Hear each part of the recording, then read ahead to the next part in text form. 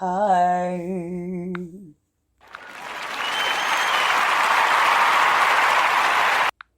Well, it's been a while. And I've been doing some things and studying a little bit. And catching up on the stuff I need to be doing. I've procrastinated when it comes to doing this like every couple of days. I've let weeks pass. But anyways, I would like to talk to you about some things. Some fun. Some things, honey, let me get ready. Sure. Now, I've been scrolling on and I wonder why. I want to talk about the wealth transfer. What is this wealth transfer? People's talking about it meaning having money. I'm like, look at the day and age we're in. Some people saying we're talking about having our own. I still saying look at the day and age we're in. Why would you want to set up things on earth when your wealth and your riches is not here? I don't think we're all talking about the same things. Are you talking about wealth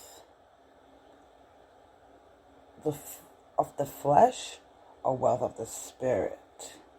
Because we are not talking about the same things. Because if we're in the last days, I'm making a point here, saying if we're in the last days, right? Because that's what we all saying. And why would you want to set up things here when God himself said that he will create new? So what kingdom are you setting up here if it's not his kingdom coming here when it's to be anew? Understand what I'm saying here?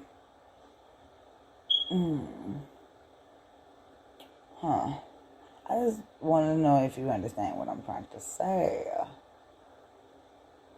The new. So if we're looking for the new, we're hoping for the new, we know that our flesh is our vessel and our soul have its own body to see where they choose to belong with your deeds and your deeds and your actions, your goodwill, the free will God gave you. What did you do with it? That's basically it. What was your choices that you make using the free will that God gave you? Were you willingly serve God with it? Or you willingly serve what you want to do? Because that's what you want to do. Of course, you have choices. God gave you them, but we know right from wrong. And you can't say you don't when you do. That's where choices come in. So you act upon emotions. Your actions speak for thyself, because it goes with your thoughts and intentions. So this is really about what is within. Yeah. Because you act upon your own thoughts and actions, yeah? Even if you're influenced, you still choose to listen to influence you, right?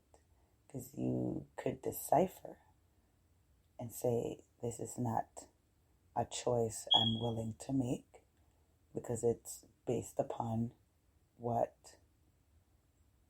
you're saying, meaning of influence, persuasion,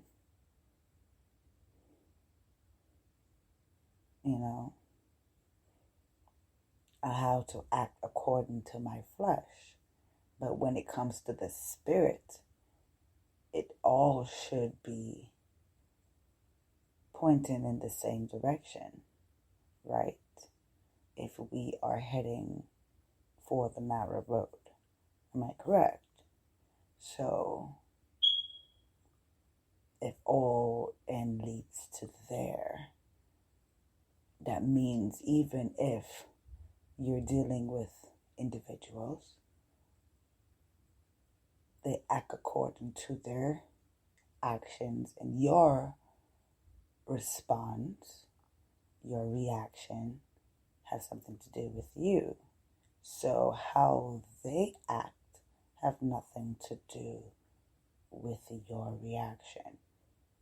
Am I correct? That means turn the other cheek. Is that so? So,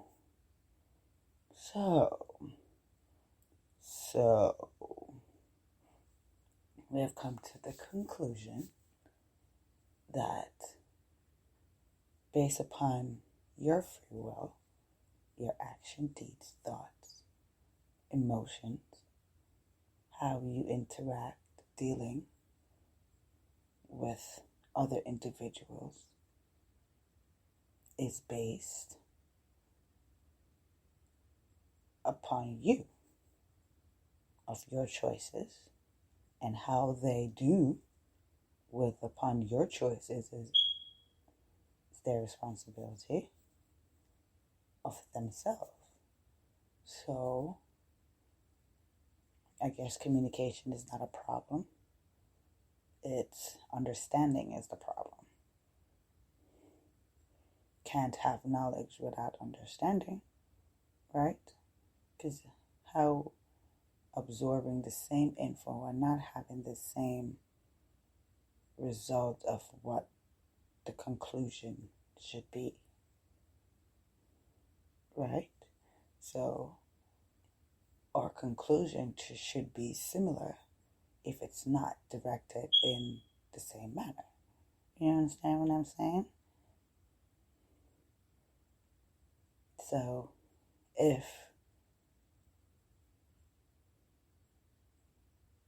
unity, it's the goal, that means we need to move all barriers, what separates, and that would include the bad and ugly that is drawn to this, because idolatry, also with paganism, with other religion will be informed with that also. So it's like chaos.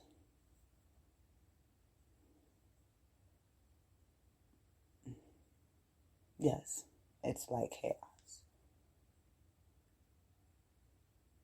If the truth is hitting with a lot of false doctrine, when the truth comes out, the false doctrine will collide with the truth.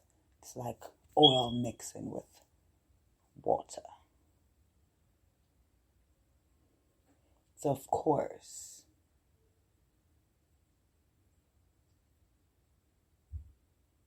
we have to let the lies float to the top.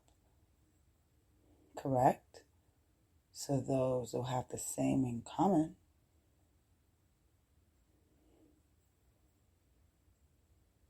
flow together. Now that's a form of unity, knowing what is oil from what is water. And a lot of us absorbed a lot of oil because we're looking for moisture, but not looking for living water for your spirit and soul. Like, it's for an image of your flesh, because the oil is moisture in your skin, but that water nourish your soul.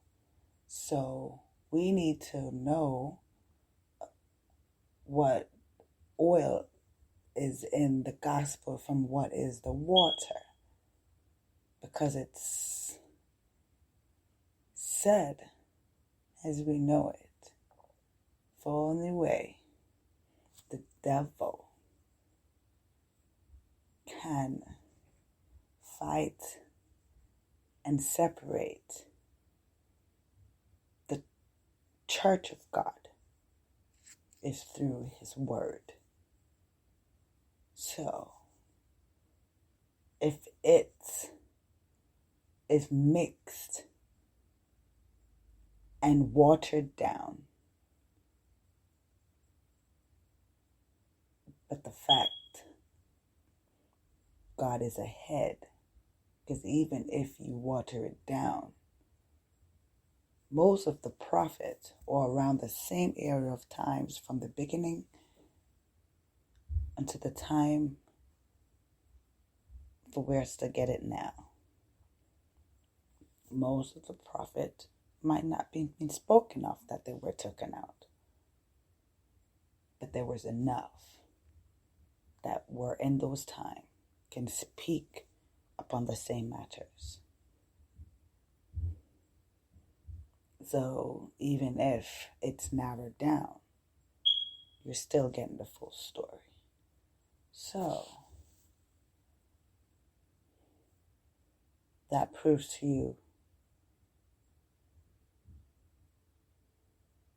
that God already knew. So he said many in calling.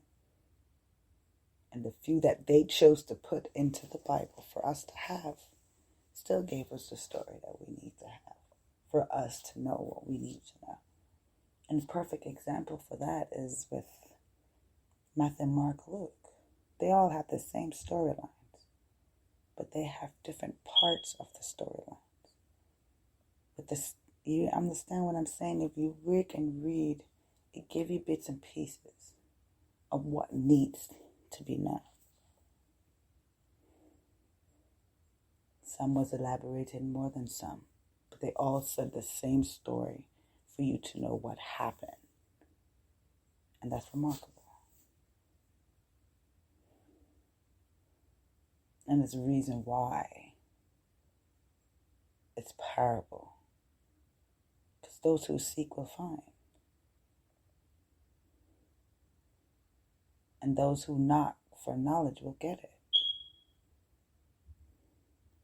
And those who ask to see and to know will get it. But it's for the knowing, meaning if you want to know. So the deeper aspect of this whole thing is getting to know God.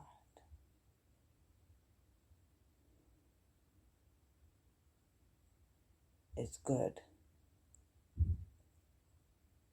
But deeper knowledge of God is in this Bible, his storybook that he gave us for you to know why sin came here, who's your enemy, and why you should look forward. And he told you about the Sabbath when sin came, because it was Sabbath day and he was in his rest. They know not about it. Satan tempted them and they went. So we know he keeps Sabbath and he told us about it. So you know that means he have a day that's coming. So if he has a Sabbath day that's coming, that we should gather up to feast with him, what does that say? We should be prepared, right?